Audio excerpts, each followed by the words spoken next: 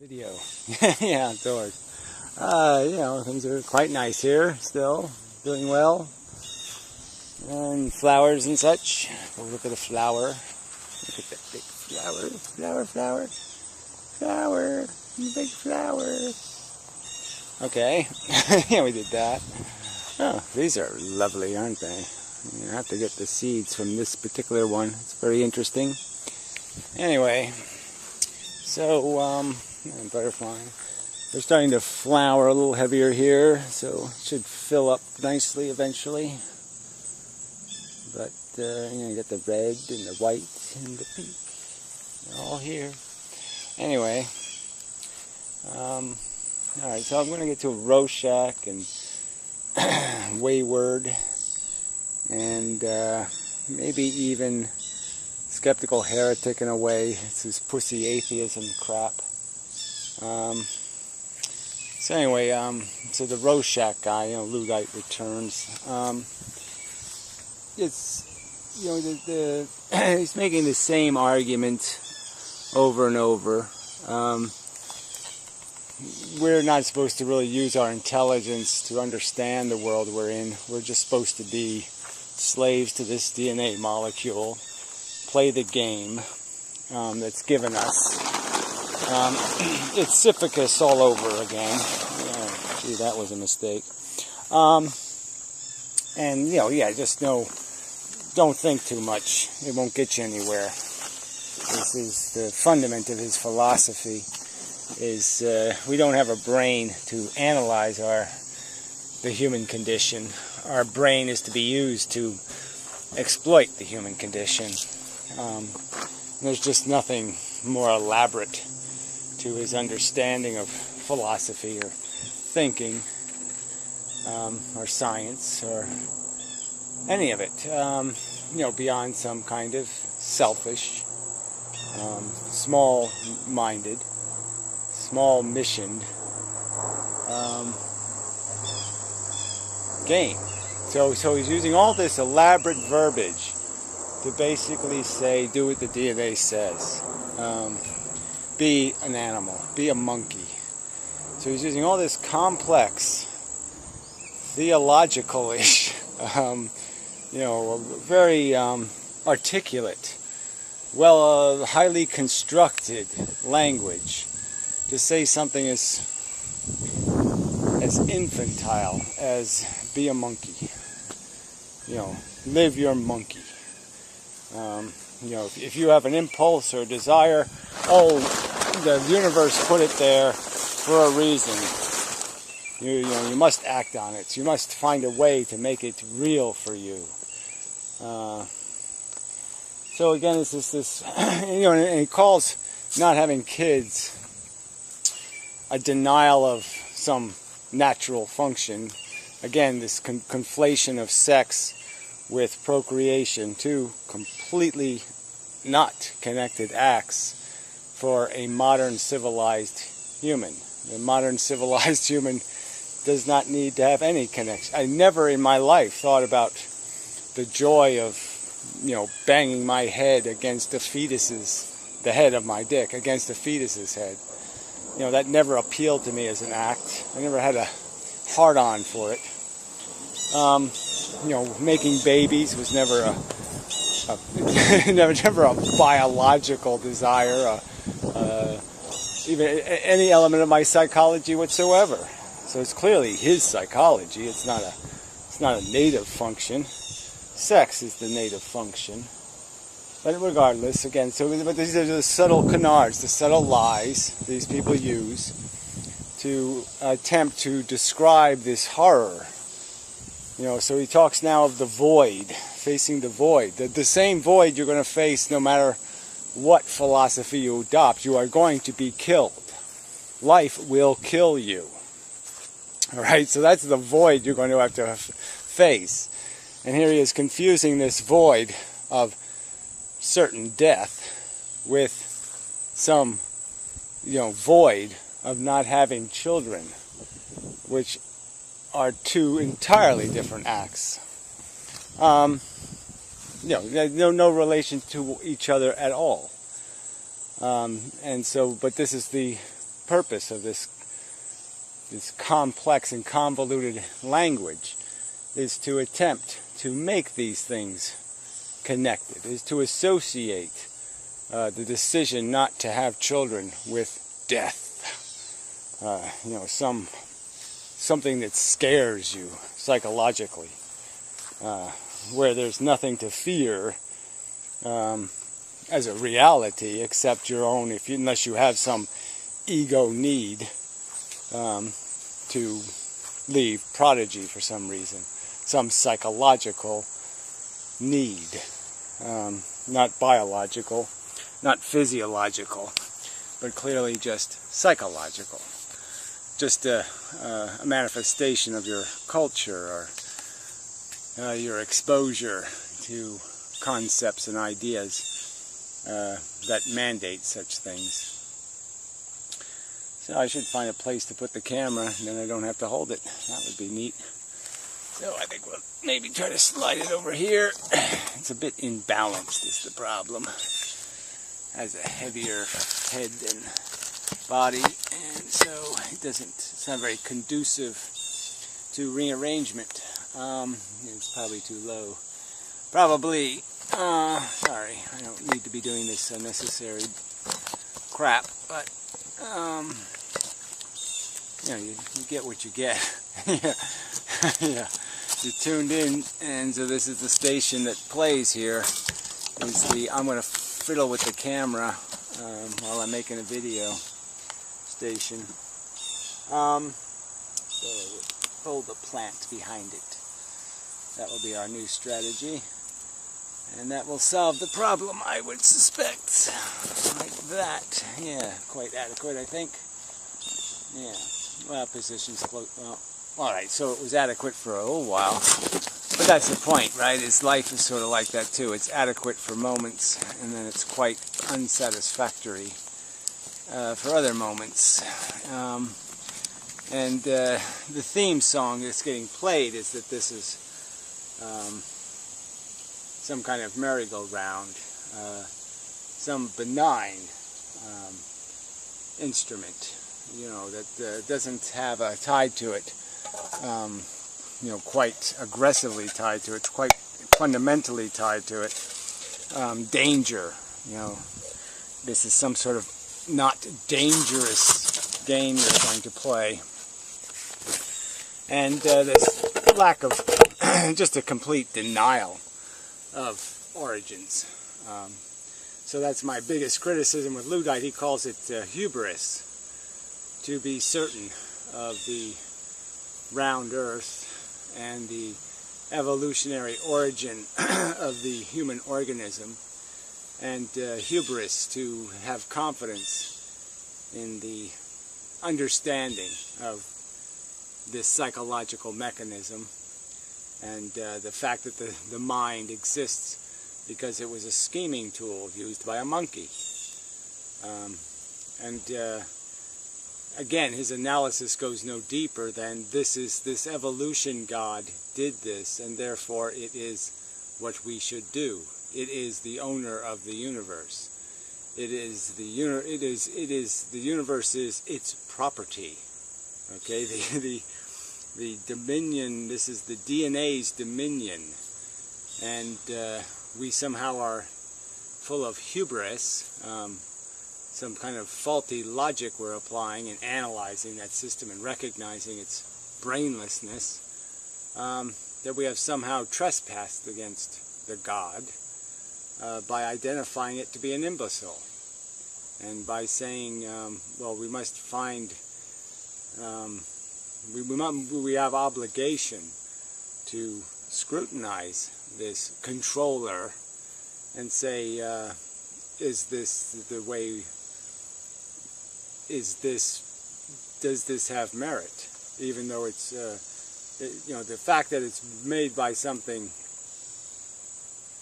insipid doesn't prove it's bad, but certainly it doesn't provide any credible evidence of goodness, and that means that we have to find that, we have to prove that, we have to demonstrate that. That becomes the obligation. So the obligation isn't to default to some mechanism and say the mechanism is in control. We can't, we don't, we can't, we don't. Well, yeah, we do. We have the brain. We are the ones in control if we choose to take that control. And that's a fact. It's not a fantasy. It's a fact.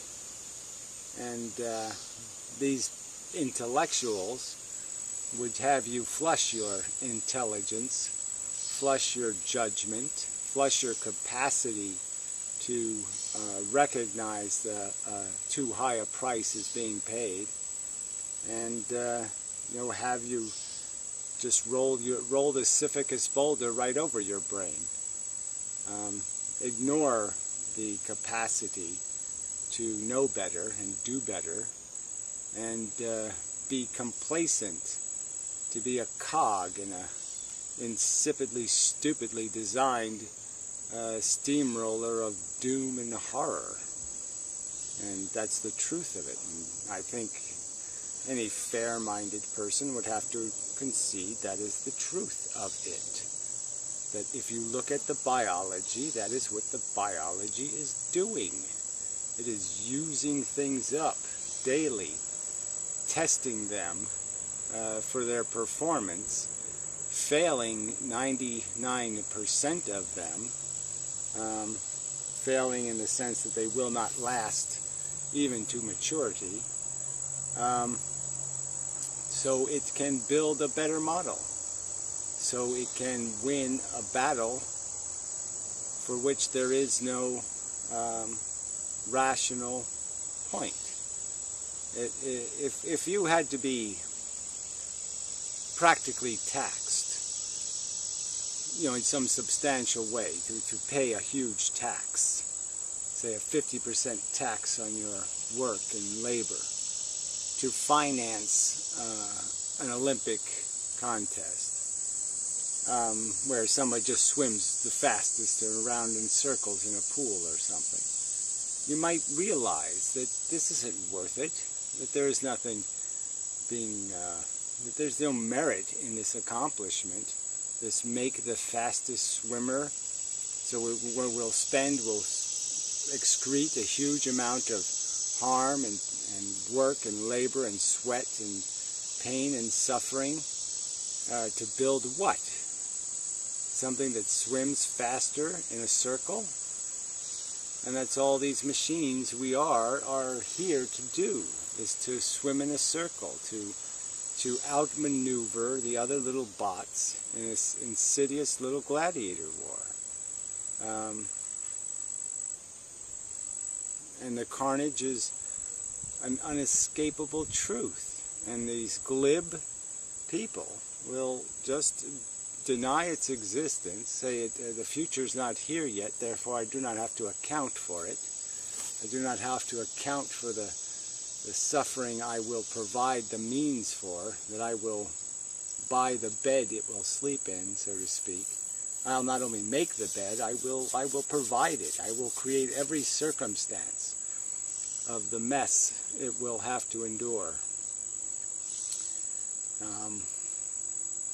So I guess again I just wanted to stress that this is the problem with atheism, is that it's not rooted in an understanding of the implications of unintelligent design. This is the key concept of atheism. This is the key truth, the key implication of the non-existence of a God, is that you don't have intelligent design, you don't have intelligent purpose, you don't have wise or thoughtful, well-constructed, thoughtfully purposeful, all of these things that would be the first ingredient in any recipe you were going to cook. If you were going to cook a food, you would not cook a food that was poisonous, that had no promise of tasting good, that you couldn't tell the difference between under or overcooked. It'd be a construction. You'd understand that it has to fit into a certain mold. It has to have certain conditions met. to have function. And these glib, weak atheists have just accepted the DNA model as the new God. And then they talk about the hubris of somebody who thinks. And you're saying, what is more fail than to default to a non-existent default, to default to a non-brain, a non-intelligence. I will default to the judgment of a non-intelligent force and say it knows what it's doing. It knows better than me. So I mean, that's the first problem, is accepting, truly accepting evolution creates a profound obstacle to this idea that we can just play the game as designed and win. You can't play the game as designed and win. It's a gladiator war built on creating huge attrition to create improvement. And the improvement isn't by any rational standard better. It's just better at winning. Not better at being. It's not better beings being created. Just more survivable, more capable of doing what's necessary to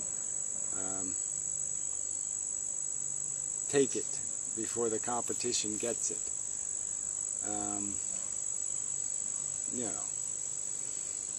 Anyway, that's the real, I guess, the substance of this argument. Well, most of my arguments are going to come down to this. If you truly accept evolution, then you're going to understand that you're a well-formed parasitic organism that has been developed to consume into a world, to exploit an environment. And that's your lineage, that's your parentage, that's your culture naturally.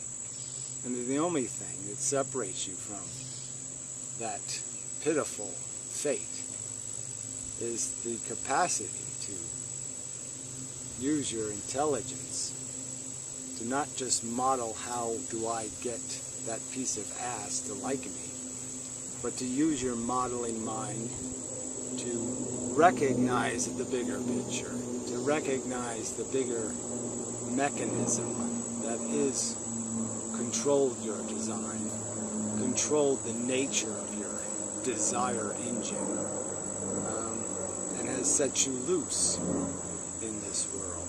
And now you can understand the implications of that by just recognizing simple facts. The fact that you know if you if you knew ahead of time you were the one that was going to get the short straw, you know you wouldn't draw the straw. And that's you know it. So you know if you had to pay the freight, if you had to be the loser, you wouldn't play the game. I certainly know I wouldn't for 70 or 80% of the straws being pulled.